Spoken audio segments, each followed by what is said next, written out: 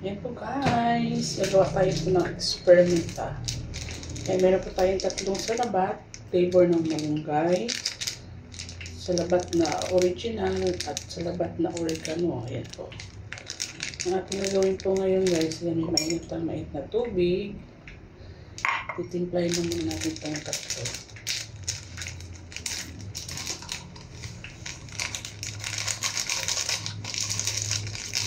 Sa mainit na tubig.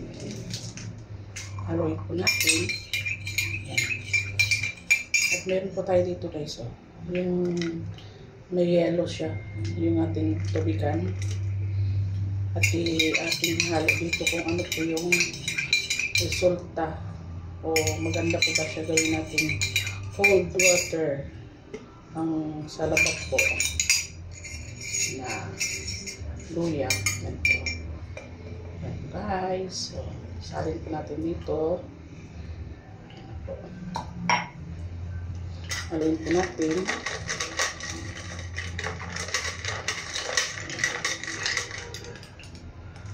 Yan po siya.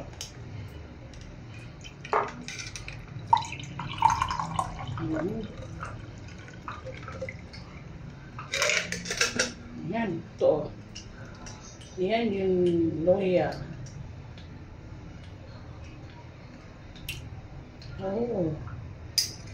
Okay po siya kasi manghang pa rin kahit medyo malamig po ang ating minuang tubig kasi ito po guys, ang gawin natin inumin hanggang hapon. Kaya dito po natin ilagay. Ayan po guys, sobrang init. Kaya yan, experience naman tayo. Ayan po. Ayan po guys, thank you for watching po. And God bless po sa atin lahat. Ayan.